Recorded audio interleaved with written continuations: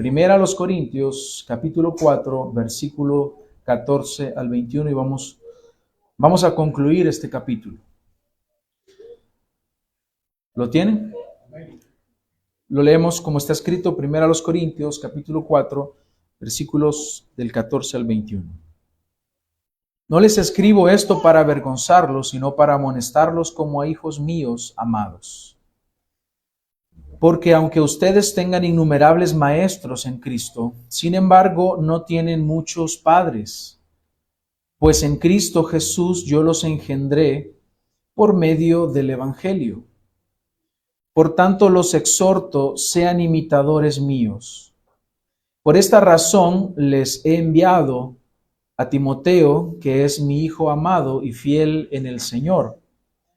Él les recordará mis caminos, los caminos en Cristo, tal como yo enseño en todas partes, en cada iglesia. Algunos de ustedes se han vuelto arrogantes, como si yo no hubiera de ir a verlos. Pero iré a verlos pronto, si el Señor quiere, y conoceré no las palabras de los arrogantes, sino el poder que tienen. Porque el reino de Dios no consiste en palabras, sino en poder. ¿Qué quieren? ¿Iré a ustedes con vara o con amor y espíritu de mansedumbre? Oremos.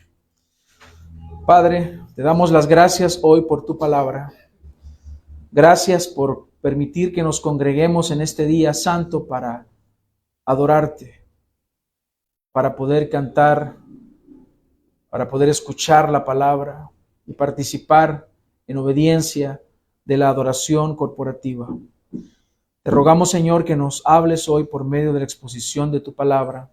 Danos un corazón dispuesto, danos un corazón que pueda escuchar atentamente tu palabra, pero también que pueda desear ponerla por obra. Gracias te damos por lo que ahora has de hablarnos, que será nuestro alimento espiritual. Bendice este tiempo y ayúdame a mí a exponer con fidelidad. En el nombre de Cristo Jesús oramos. Amén. Mis hermanos, hace tiempos ya, tenemos varias semanas de que no hemos regresado hasta hoy, que podemos regresar a la primera carta a los Corintios, que es nuestra serie que estamos desarrollando secuencialmente. Por lo tanto, creo que vale la pena hacer una breve remembranza del contexto y por qué es que el apóstol Pablo está diciendo esto.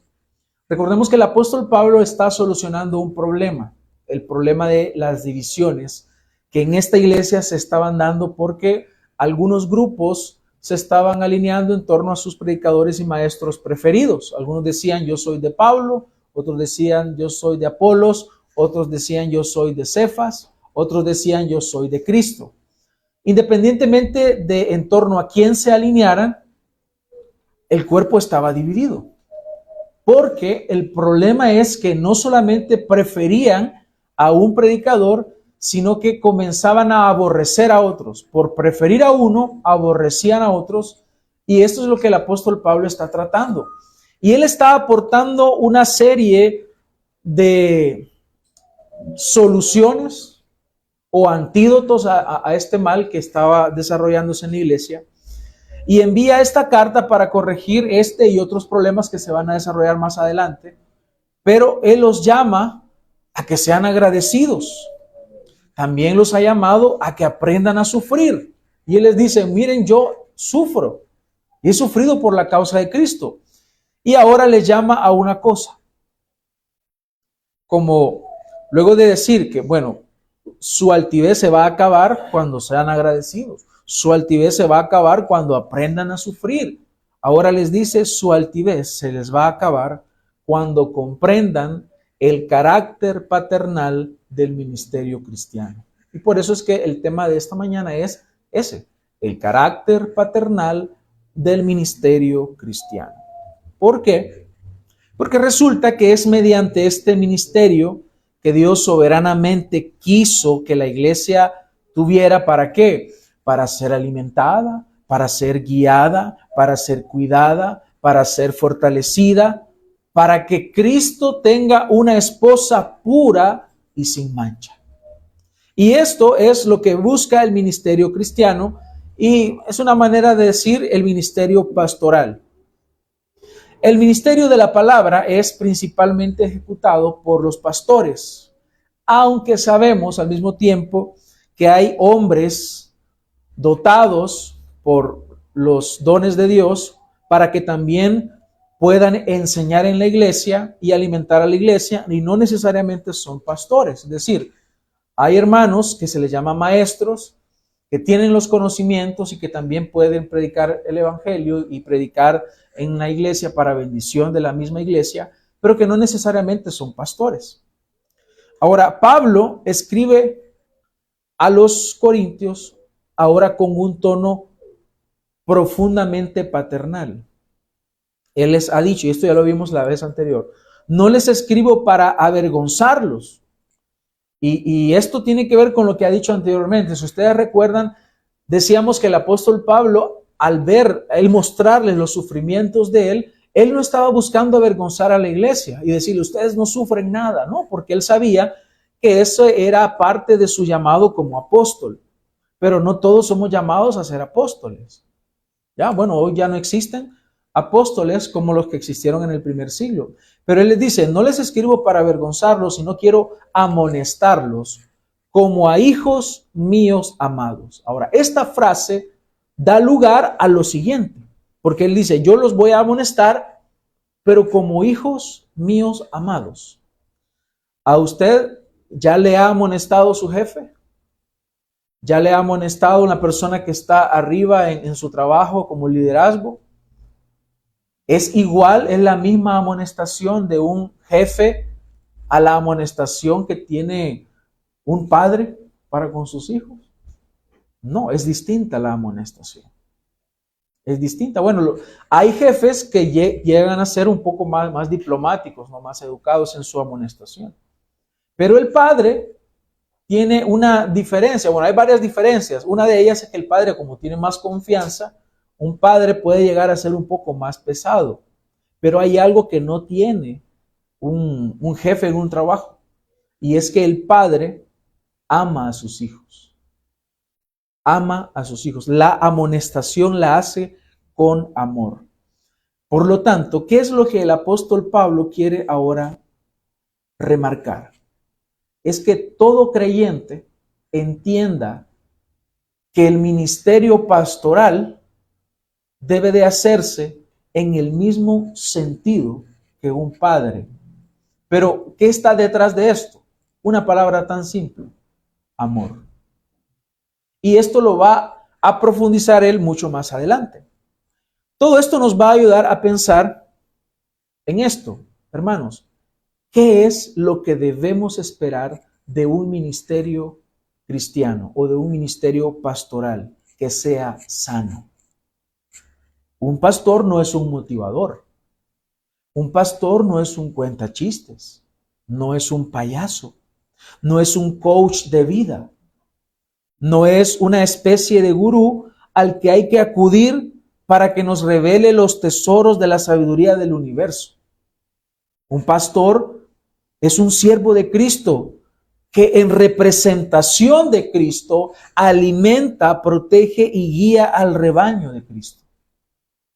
Y esto tiene que hacerse en amor, porque si no hay amor, y más adelante lo dice en el capítulo 13, tú puedes hablar en lenguas, le dice a los corintios, pueden hablar en lenguas, pueden hacer milagros, pueden servir, pueden hacer cualquier cosa que crean que están haciendo para la gloria de Dios. Pero si no hay amor, no son nada. Ahora, esto, hermanos, ¿aplica solo para los pastores? No, aplica para toda nuestra vida en Cristo. Todo lo que nosotros hagamos debemos hacerlo en amor. Solo que ahora el apóstol Pablo sí se está enfocando en el ministerio cristiano. ¿Por qué? Por todo lo que ha venido diciendo. Porque lo que ellos necesitan para corregir su problema de rebeldía, de arrogancia, de altivez, de división, ellos necesitan la amonestación de la palabra de Dios que viene por medio de los pastores. Veamos. El apóstol Pablo ha utilizado distintas metáforas en relación al ministerio. Por ejemplo, en el capítulo 3, versículo 6, él dice, yo planté, Apolos regó, pero Dios dio el crecimiento. Dios es quien da el crecimiento. Ahí está hablando como un agricultor, que uno planta, uno siembra, el otro riega. Luego dice, luego muestra a los pastores como trabajadores en una construcción. Dice en el 10, conforme a la gracia de Dios que me ha sido dada como perito arquitecto, puse el fundamento y otro edifica encima. Cada uno mire cómo sobreedifica. Ahora está hablándoles ahí como personas que trabajan en la construcción. Luego dice en el 4.1 que los pastores son siervos. Son personas que trabajan bajo la autoridad de Cristo. Mayordomos que administran los misterios de Cristo. ¿Se da cuenta? Él ha utilizado esas imágenes para dar a entender algo. Ahora, él va a hablar acerca de los pastores como padres compasivos y afectuosos. El apóstol Pablo está diciendo que hay muchas personas que están dispuestas a enseñar. Note usted esto. Hay personas que pueden gustar y les fascina la enseñanza, dar enseñanzas, pero no necesariamente son pastores. Hay muchos maestros. Hay personas que enseñan, pero no todos son padres. ¿En qué sentido lo está diciendo? Que él no solamente tiene el interés de enseñar, de predicar, sino que él también quiere ser ejemplo y él también está interesado en experimentar lo que enseña. Vivir, él lo está viviendo. Y él dice, yo también quiero que ustedes vivan, por eso vivan esto que yo estoy viviendo, por eso dice, sean imitadores de mí. Él está diciendo, yo me he convertido como en un padre para ustedes por medio del evangelio. Pero aquí surge una pregunta. En Mateo 23:9 dice, y no llamen a nadie padre suyo en la tierra, porque uno es su Padre, el que está en los cielos. Aquí encontramos una aparente contradicción. ¿Por qué? Porque algunos pueden decir, bueno, él está diciendo que es como un padre. Y aquí dice el Señor que a nadie hay que llamarle padre. ¿Cómo podemos cuadrar este asunto? ¿Son contradictorios estos textos? Veamos que el contexto de Mateo 23 nos está hablando de los escribas y fariseos. Dice que se sientan en la cátedra de Moisés y ellos dictan mandamientos y ellos les gustaba recibir alabanza de los hombres y ellos disfrutaban ser los primeros. Ellos disfrutaban que los reverenciaran. Ellos disfrutaban de poner cargas pesadas en las vidas de las personas, pero que el Señor mismo les dice, ustedes ni con un dedo siquiera pueden moverlas, pero les gusta poner cargas pesadas en otros. Y les gustaba, ¿sabe qué les gustaba? Que les llamaran padres, rabí, maestro, lo cual es vanagloria. Pero el apóstol Pablo, él no está diciendo, llámenme padre. No. De hecho, nosotros sabemos que cuando él utiliza la expresión, yo los engendré, dice en Cristo. Por eso él pone en Cristo, porque no es que han nacido de él. Acuérdense lo que dice Juan 1:11, a los suyos vino y los suyos no le recibieron, mas a todos los que le recibieron, a los que creen en su nombre, les dio potestad de ser hechos hijos de Dios, los cuales no son engendrados por voluntad de sangre, de carne, ni voluntad de varón, sino de Dios. Entonces, el que ha sido engendrado por el Espíritu Santo, es decir, el que ha nacido de nuevo. Por eso el apóstol Pablo, él sabe que la obra la ha hecho nuestro Señor. Por lo tanto, Él dice claramente como Padre. Como Padre. Si usted va y leemos nuevamente, en el 14 dice, amonestarlos como a hijos. Como a hijos. Entonces, Él sabe que Él está utilizando una manera de expresarles el qué, el carácter de su ministerio. Él sabe que la obra la ha hecho el Espíritu Santo. Pero como padre, un padre siempre quiere lo mejor para sus hijos. ¿Sí o no? Yo quiero lo mejor para mis hijas. Yo las he engendrado, yo las conozco muy bien, yo sé qué es lo que necesitan, yo sé cómo se comportan, como dice por ahí la gente, ¿verdad? Cada quien sabe lo que tiene. Yo sé cómo debo disciplinarlas, obviamente con la guía de la palabra de Dios, y sé la forma en cómo motivarlas. ¿Qué es lo que ellas necesitan? Un padre. No solo alguien que venga y les dé clases. Hay tutores. Los tutores de los que habla el apóstol Pablo, ya vamos a tocar ese punto, eran personas que eran asignadas, eran esclavos del señor de la casa para que ese tutor, ese maestro, guiara a los hijos del amo y les diera una educación básica y luego los llevara a donde les enseñan una educación más avanzada. Pero ellos no amaban a esos jóvenes, a esos niños, como el padre los ama. Un padre sí busca el crecimiento. Por eso vemos que el ministerio pastoral no solamente es dar una enseñanza y disociarse luego de la grey y apartarse.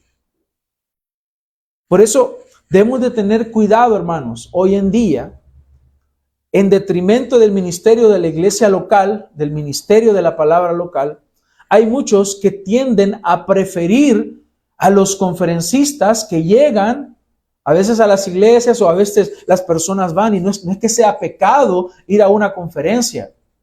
Está bien, pero esos son maestros finalmente. Y eso es lo que el apóstol está diciendo. Maestros pueden tener muchos y somos edificados por ellos, claro. Pero el apóstol quiere mostrarles que el ministerio pastoral implica un amor paternal. Un amor paternal.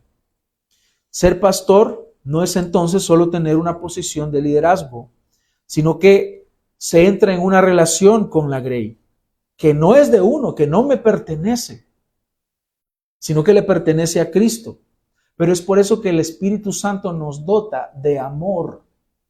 Necesitamos amarnos los unos a los otros. Y el ministerio pastoral se debe de ejecutar en amor. Entonces, imaginemos esto, hermanos, cómo llegaríamos nosotros a ser aún más efectivos, y no solamente en el desarrollo del ministerio pastoral estoy hablando, sino nosotros como iglesia, si llegáramos a amarnos más. Si usted dice, yo ya amo, muy bien, gloria a Dios por eso, pero podemos seguir amándonos aún más, como familia. Por eso yo quiero que ahora veamos 3 aspectos esenciales de este carácter paternal del ministerio pastoral. En primer lugar, quiero que veamos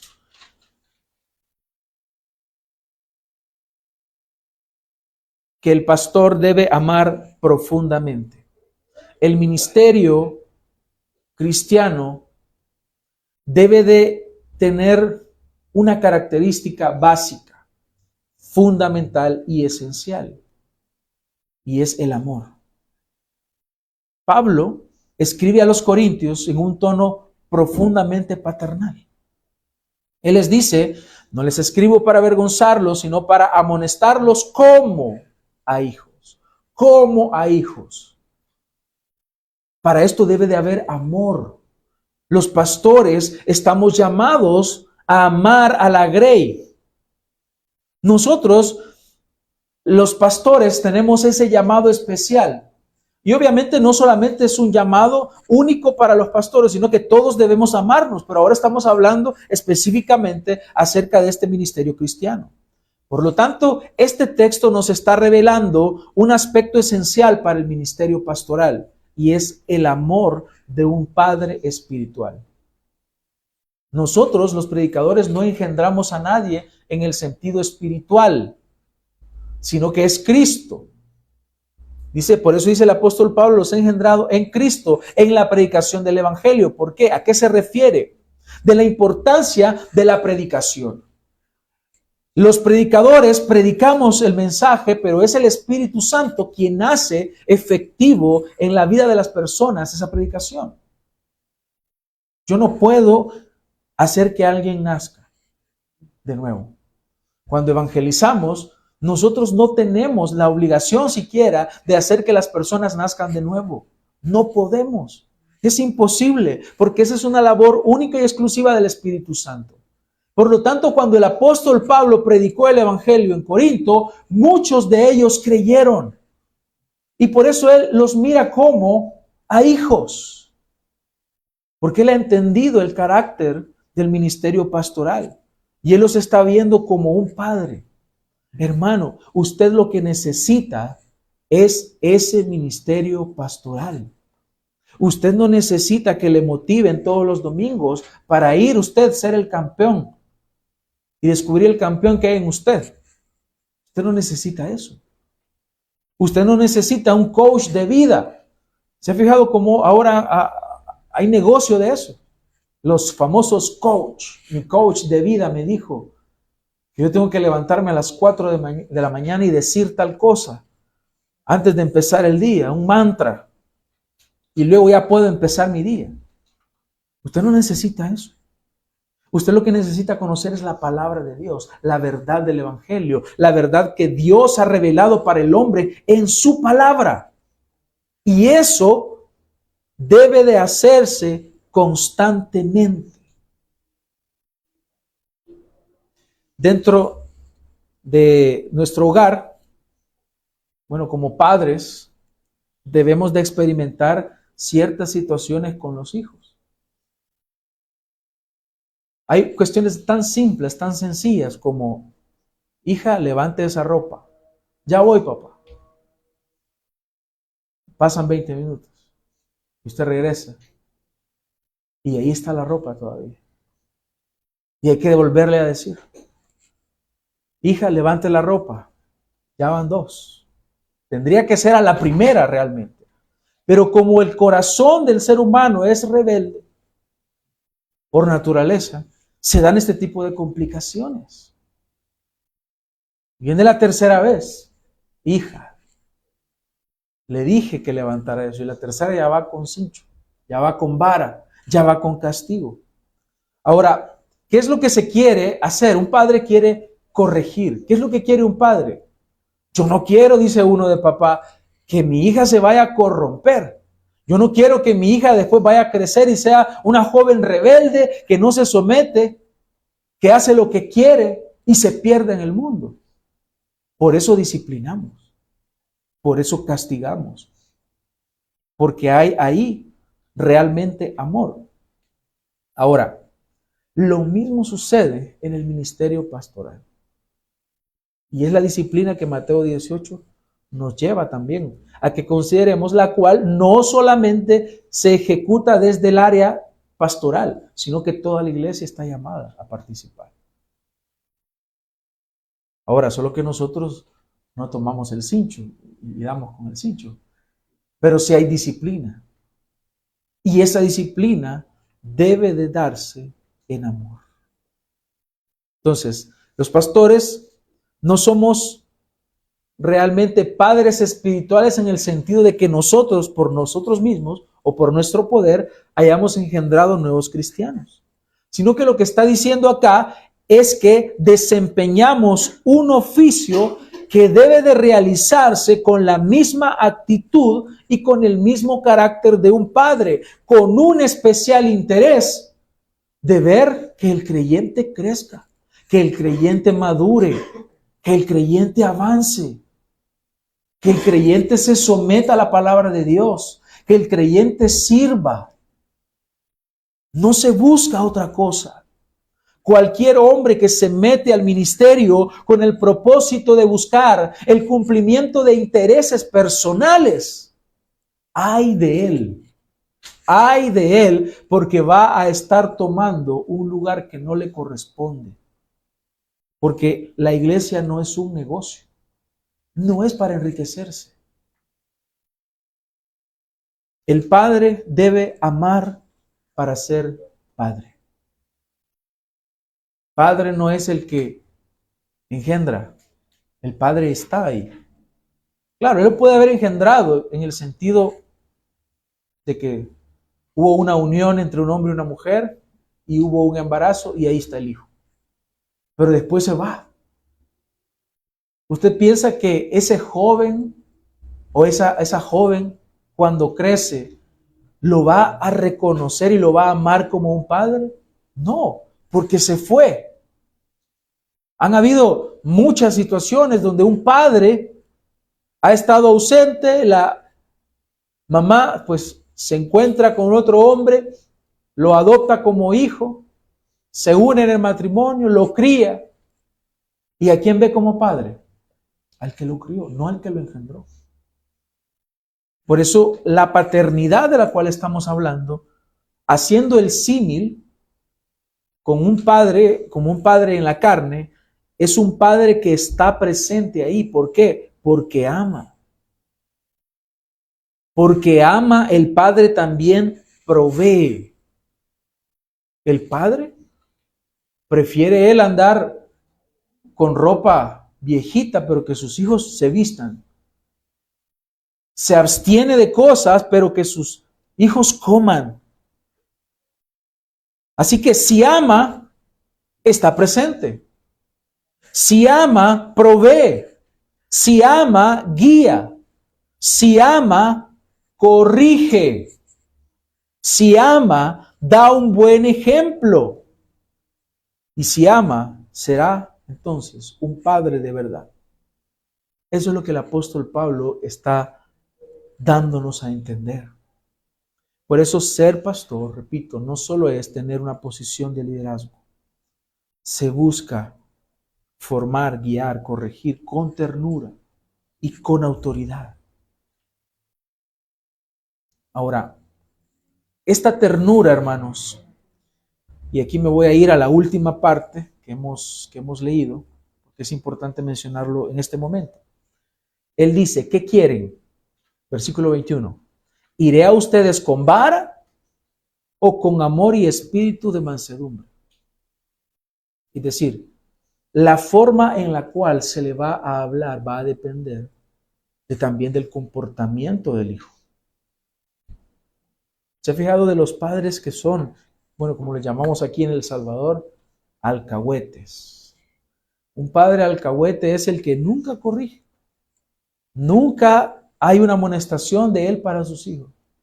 Es que el niño así es, ya está grande, ya está. Pero todavía le dice el niño. Es que el niño siempre ha sido inquieto y hoy es inquieto con las muchachas, pero él así es. Y no le dice nada. Y el padre alcahuete es el que nunca corrige y está viendo el pecado, consciente del pecado, tolera el pecado en su casa.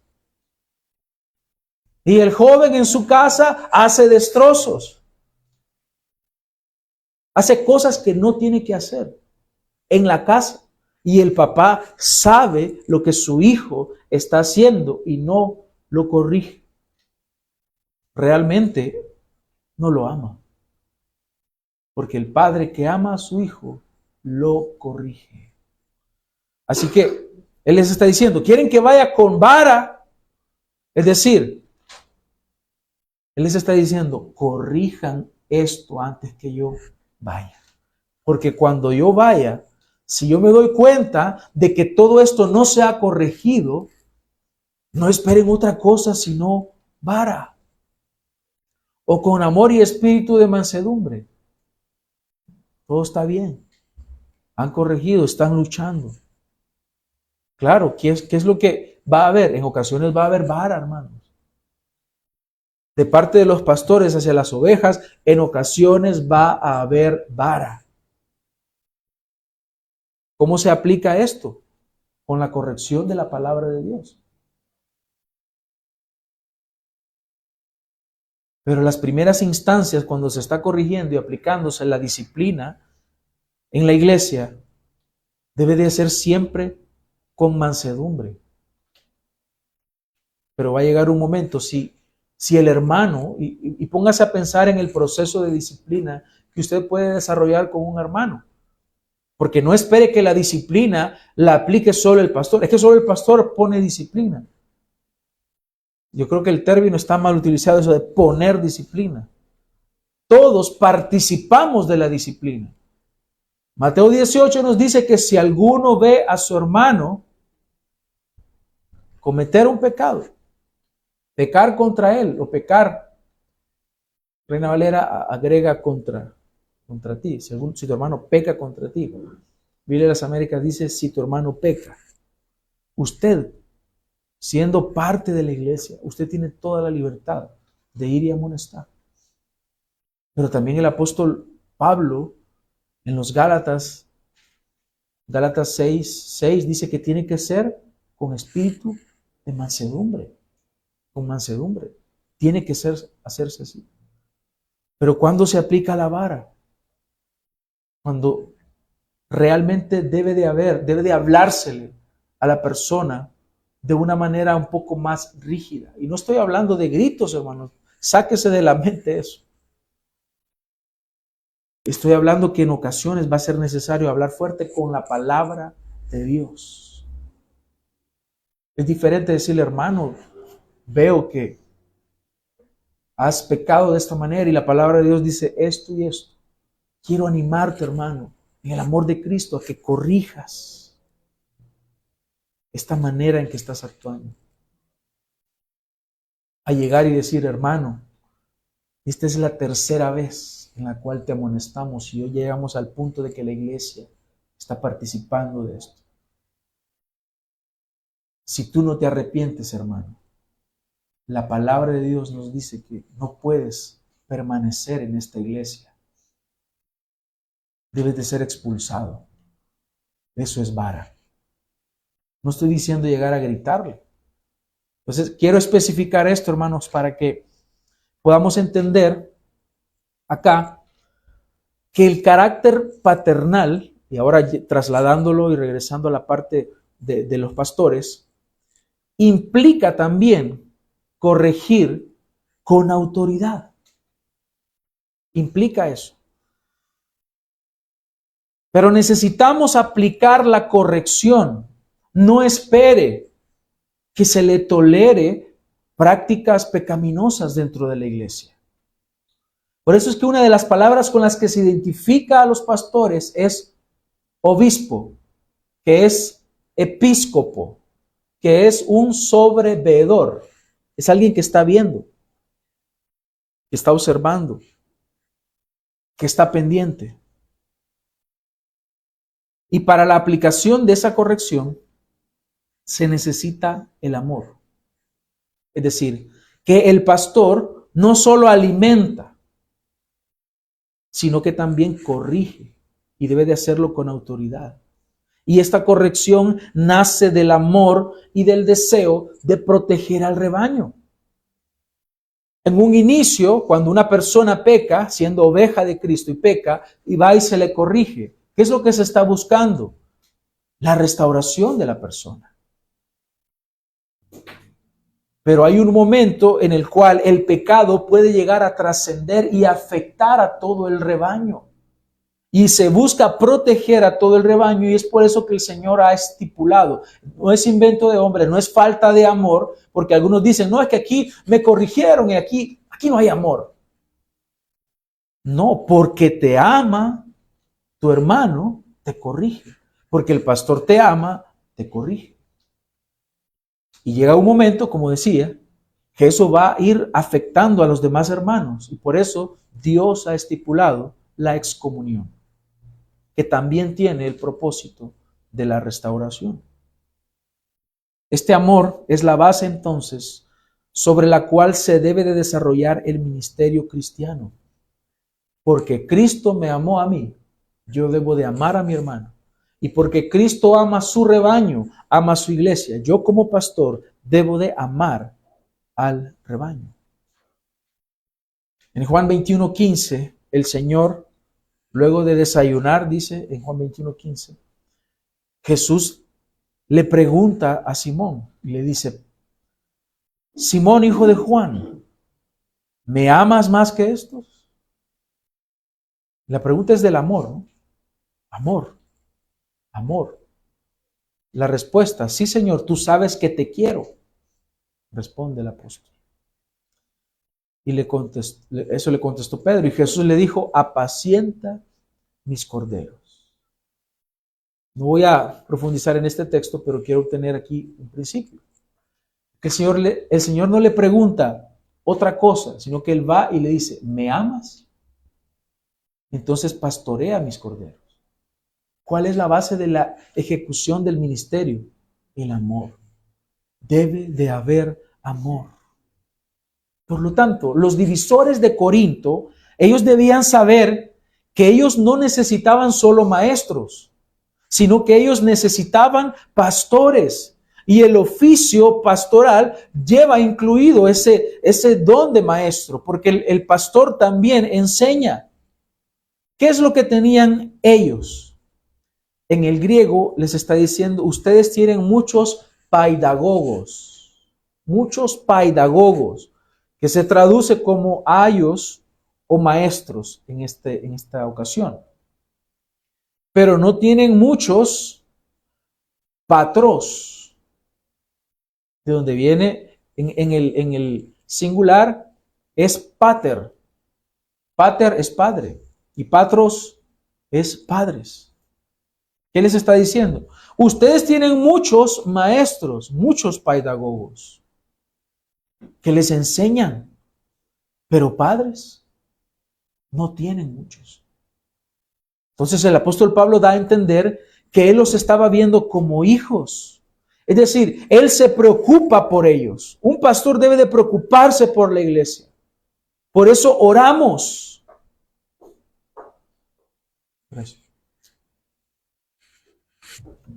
Por eso un pastor debe de preocuparse, debe orar, debe buscar la ayuda, principalmente la espiritual. Desarrollar su ministerio con ternura y cariño como un padre. Ahora, veamos algo que en el Antiguo Testamento se profetiza y se anuncia en Ezequiel capítulo 3, versículo 17. Se veía como pastores en aquel tiempo a los reyes, a los sacerdotes, porque se encargaban de guiar al pueblo hacia la adoración. Pero veamos lo que le dice el Señor a Ezequiel. Hijo de hombre, te he puesto por centinela de la casa de Israel. Cuando oigas la palabra de mi boca, adviérteles de mi parte. Cuando yo diga al impío, ciertamente morirás, si no le adviertes, si no hablas para advertir al impío de su mal camino, a fin de que viva, ese impío morirá por su iniquidad, pero yo demandaré su sangre de tu mano. Pero si tú has advertido al impío y éste no se aparta de su impiedad ni de su camino impío, él morirá por su iniquidad, pero tú habrás salvado tu vida. Y cuando un justo se desvíe de su justicia y cometas iniquidad, yo pondré un obstáculo delante de él y morirá, porque tú no le advertiste. Él morirá por su pecado y las obras de justicia que había hecho no serán recordadas, pero yo demandaré su sangre de tu mano. Sin embargo, si tú has advertido al justo de que el justo no debe pecar y él no peca, ciertamente vivirá, porque aceptó la advertencia y tú habrás salvado tu vida. La mano del Señor vino allí sobre mí y él me dijo, levántate, ve a la llanura y ahí te hablaré. ¿Por qué menciono esto? Porque sabemos nosotros que ya no hay profetas como los profetas de los tiempos bíblicos, que hablaban de parte de Dios y esta revelación quedaba guardada, escrita para la posteridad.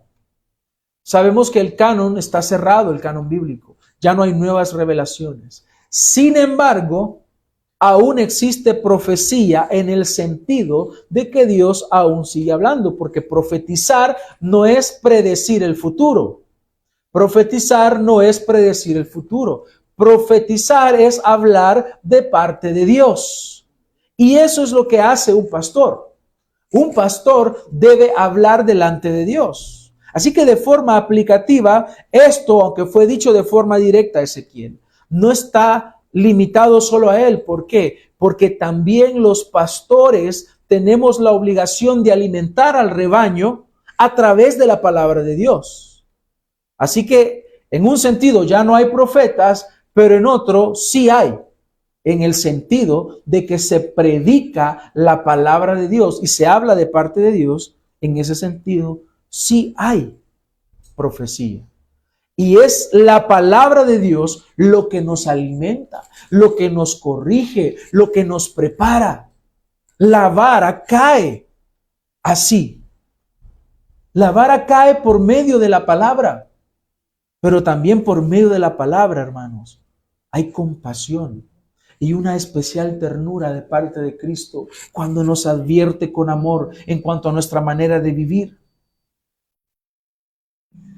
En Hebreos 13:17, vea lo que dice: obedezcan a sus pastores y sujétense a ellos. ¿Pero por qué? Porque ellos velan por sus almas, como quienes han de dar cuenta. ¿Acaso no se le dijo a Ezequiel que él también tendría que dar cuenta? Él también tendría que dar cuenta. Si él oculta la verdad y las personas, por no haber escuchado y no haber atendido la palabra que no escucharon, que no se les dio, les va mal, pues su sangre va a caer sobre ti, Ezequiel. Serás culpable. Ahora, pero si tú predicando el mensaje, predicando y advirtiéndoles, ellos no atienden, su sangre será sobre ellos. Y sucede lo mismo, hermanos. El ministerio pastoral implica un compromiso con la verdad. No tenemos un compromiso con nadie más que con el Señor. El éxito del ministerio pastoral no se mide en números, en cantidad de personas, en ese tipo de estadísticas, sino en cuanto a fidelidad a la palabra de Dios. De eso se trata finalmente. Moisés fue un gran ejemplo de ese amor sacrificial. En Éxodo 32 dijo: ahora pues, si perdonas su pecado, muy bien, pero si no, bórrame del libro que has escrito. Él está dispuesto. ¿Se ha fijado que lo mismo dice el apóstol Pablo en cuanto a Israel? Aún estaría yo dispuesto a ser anatema. Si eso fuese posible para que mis parientes fueran salvos, yo estaría dispuesto a eso. Es a lo que está dispuesto un padre. Se sacrifica y se entrega por sus hijos. Y eso es lo que se requiere del ministerio pastoral. Aquí hay dos aplicaciones importantes. Un pastor debe amar a su congregación como a su familia espiritual, su familia en la fe. No de una forma impersonal, sino que debe de involucrarse con la iglesia. Y hay otra aplicación para la congregación, y es valorar ese amor paternal de sus pastores, aceptar la corrección como una expresión de amor, porque finalmente, hermanos, la corrección, la amonestación es eso. En segundo lugar,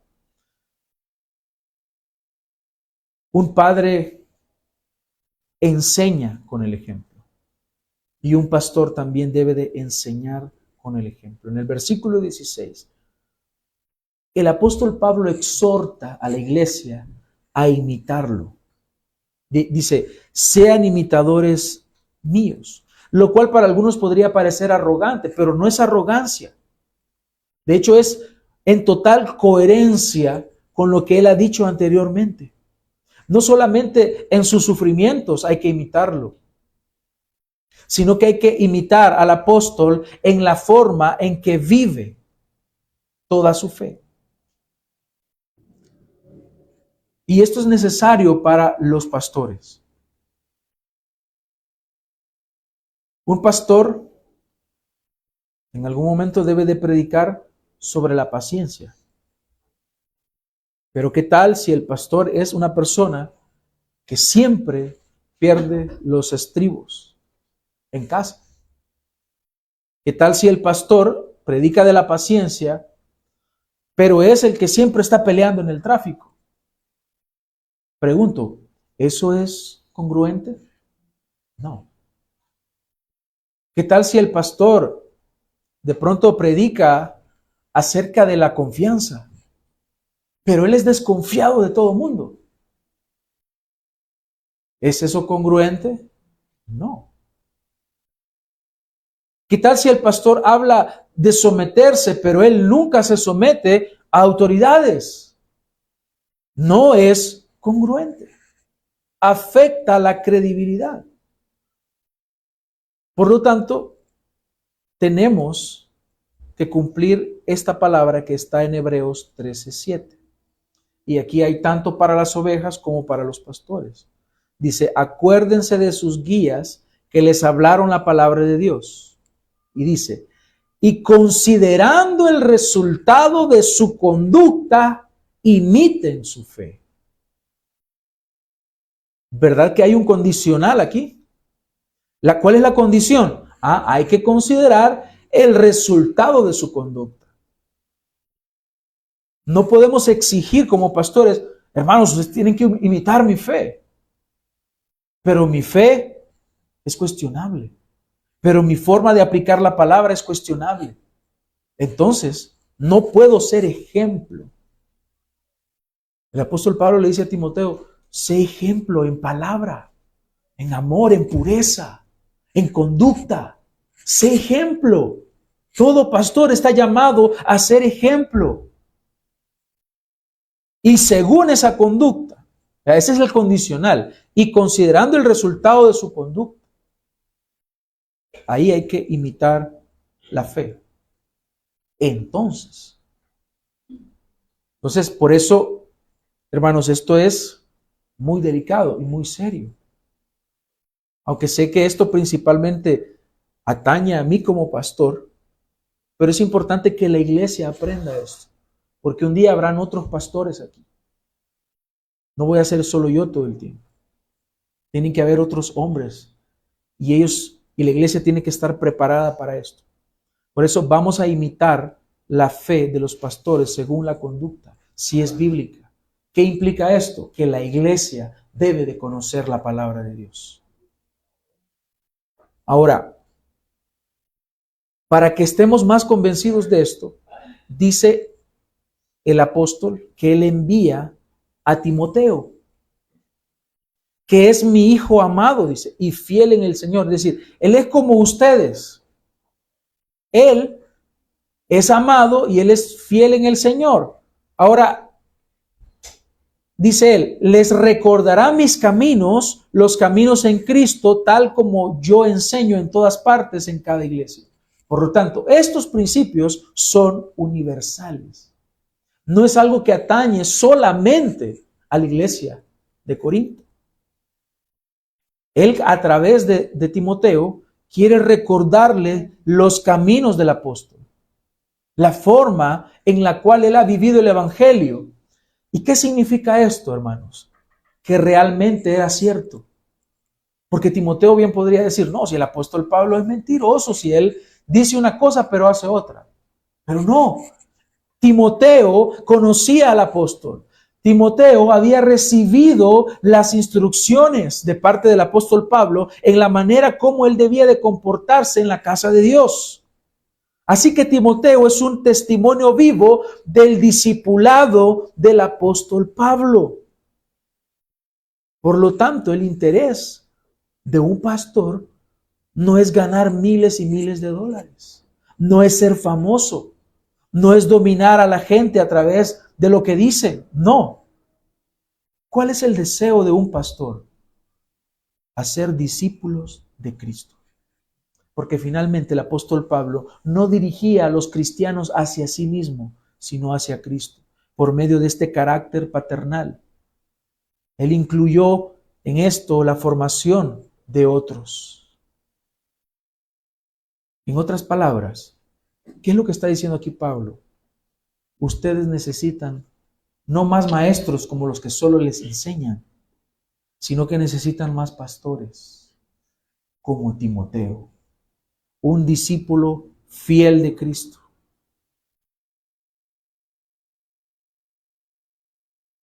¿Qué aprendemos de esto? Cada pastor debe de ser un ejemplo viviente de las verdades que enseña.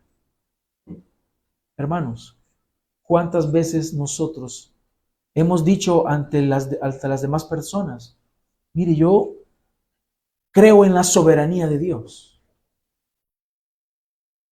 ¿Sí o no? Así decimos nosotros, creemos en la soberanía de Dios. Dios es soberano. Pero ¿cuándo cuesta vivir esto? Cuando Dios soberanamente ha decidido que pasemos por una prueba. Y ahí duele. Una cosa es decir, no, yo creo en la soberanía de Dios. Y otro es pasar por la prueba, porque eso duele. Cuando Dios soberanamente ha decidido que pasemos ahí, ahí debemos de ser congruentes. No, y mi familiar no se convierte, le predico y no entiende. No entiende, claro, pero ¿por qué no entiende, hermano? Porque el Señor aún no le ha llamado. Él se va a convertir cuando el Espíritu Santo obre en él, porque Él es soberano. Y ahí tenemos que someternos a la soberanía de Dios. Así que un pastor también debe de vivir lo que enseña, vivir lo que se predica. Y si alguien de acá o de las personas que ven este video está pensando en el llamado pastoral, debe de saber que los pastores constantemente somos observados en nuestra manera de vivir. La vida diaria es observada por la congregación y no está mal. Tiene que ser así. Tiene que ser así. Las personas ven desde cómo nos vestimos, cómo hablamos, cómo tratamos a las esposas, cómo tratamos a los hijos, cómo tratamos a los hermanos, todo. Porque la iglesia debe de considerar eso y así imitar la fe. Y la congregación está llamada a imitar no solo las palabras de sus pastores, sino imitar de una forma completa su fe, no solo lo que se predica. ¿Por qué? Porque el llamado es para que el que predica viva lo que predica. Dentro del hogar obtenemos un gran ejemplo. Un padre que es visto constantemente, por ejemplo, realizar los devocionales con su familia, va a generar un gran impacto en sus hijos. ¿Por qué? Porque van a ver que eso es lo que se debe de hacer. Pero si los padres nunca oran, nunca se les ve leer la Biblia, nunca hacen un devocional, hasta se les pierde la Biblia. Y la Biblia, yo la vi por allá, porque no la lee. ¿Cómo se puede imitar esa fe? ¿Cómo se puede imitar ese comportamiento? Lo que se va a imitar va a ser otra cosa. Y en tercer lugar, hermanos, un pastor debe corregir con autoridad y mansedumbre. El apóstol Pablo termina diciéndoles, iré pronto a verlos, si el Señor quiere, y conoceré no las palabras de los arrogantes, sino el poder que tienen. Dice la pregunta, ¿dónde está el poder de los arrogantes? Los corintios estaban siendo arrogantes al despreciar el ministerio del apóstol, porque estaban alineándose en torno a sus líderes preferidos. Así que los arrogantes, quienes se oponían al apóstol Pablo, ¿qué pasa con ellos? Ellos tenían solo palabra, pero no eran congruentes con acciones que mostraran el poder de Dios. Pablo sí. Ahora, este poder de Dios del cual se está hablando, en cierta medida sí puede implicar señales y milagros, señales de apóstol. Pero más allá de eso, el apóstol está hablando de que el poder de Dios se manifiesta en una vida congruente con lo que se predica.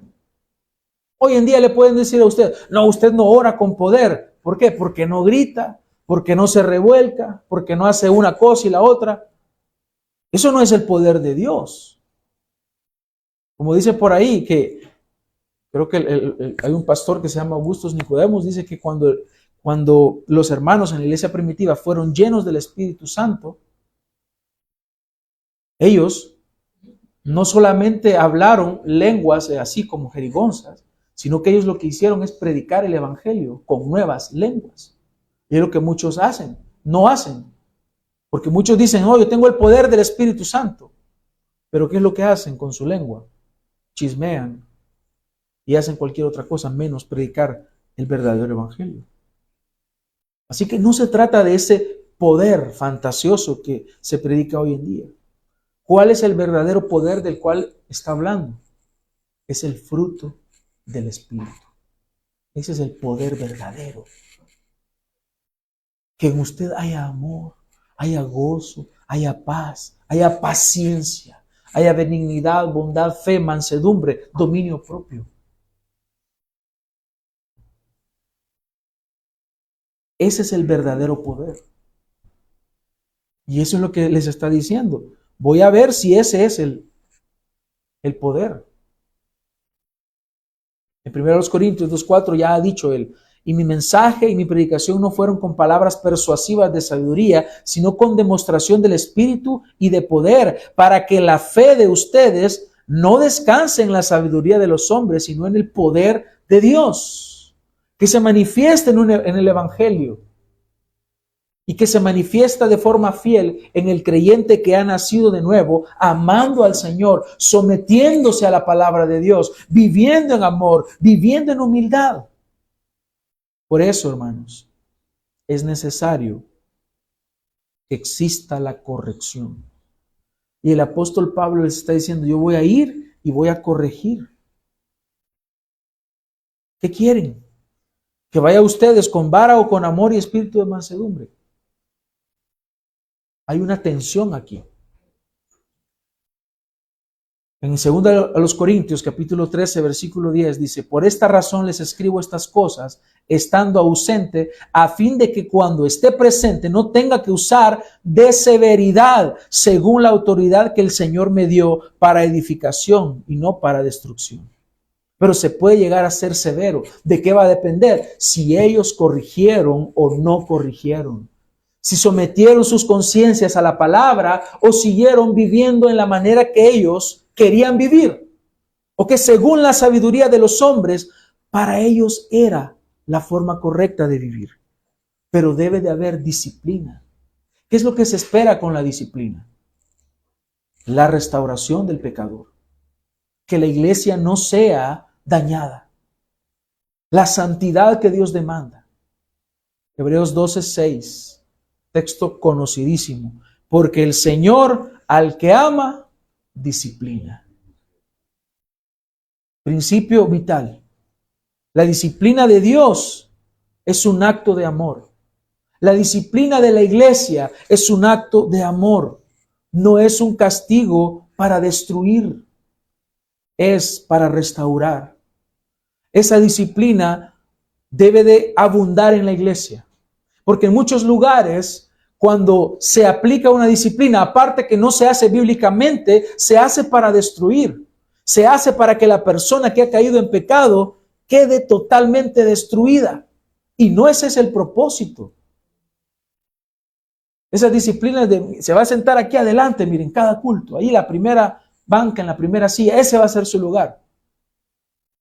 Esa no es la disciplina de la que habla el Señor. ¿Qué necesitamos hacer? Necesitamos recibir la disciplina del Señor, porque es un acto de amor y no de destrucción. Hace unos días estaba en la casa de mi cuñado y decían respecto a su hijo que él va a entrenar y él juega fútbol y él pues tiene mucho talento para jugar el fútbol, pero a veces comete algunas faltas y los papás lo corrigen, pero mi punto es con el entrenador o la entrenadora, no sé quién, que no le dice las cosas. Y yo estaba pensando, al escribir esto, estaba pensando, recordándome de eso, porque el padre sí lo corrige, ¿no? Y es la obligación. Pero se supone que el entrenador ahí le tiene que decir, esta es una conducta antideportiva, o esto no deberías hacerlo, porque es el entrenador. Pero queda en evidencia que quien tiene el mayor interés siempre va a ser el padre. Y por eso como padres, los pastores necesitamos aplicar la disciplina. Pablo refleja entonces el carácter paternal de Dios en su ministerio. Dios es el Padre perfecto. Él ama profundamente a sus hijos. Y para manifestar en la iglesia ese amor, ha dejado a los pastores. En Romanos 8:15 dice, ustedes no han recibido un espíritu de esclavitud para estar otra vez bajo temor, sino que han recibido un espíritu de adopción como hijos, por el cual clamamos, Abba Padre. Así que, hermanos, yo delante de ustedes y delante de Dios tengo este llamado y esta exhortación para mi vida, y es cultivar un carácter paternal cada día en el desarrollo de este ministerio. Debo de amarles a ustedes. Debo de enseñarles la palabra y practicar la palabra de manera que puedan imitar la fe y aplicar finalmente la corrección, la disciplina, en amor. Y en ocasiones va a ser necesaria la vara. Y en otras ocasiones, como ha dicho el apóstol, con ternura. Y también, hermanos, es necesario que reconozcamos el valor de un ministerio pastoral basado en el amor, que refleje ese cuidado, finalmente un cuidado paterno de nuestro Dios. Así que oremos, hermanos, para que el Señor nos ayude a que esto pueda funcionar correctamente. Yo en el desarrollo del ministerio, fiel al Señor, amando a la iglesia, con los cuidados paternos que corresponden al ministerio, pero también ustedes como iglesia, valorando y apreciando el carácter paternal del ministerio cristiano y al mismo tiempo vivir cada uno de nosotros como una familia que nos amamos, una familia que aprecia la enseñanza de la palabra de Dios y una familia que está dispuesta a corregir con disciplina bíblica. Oremos.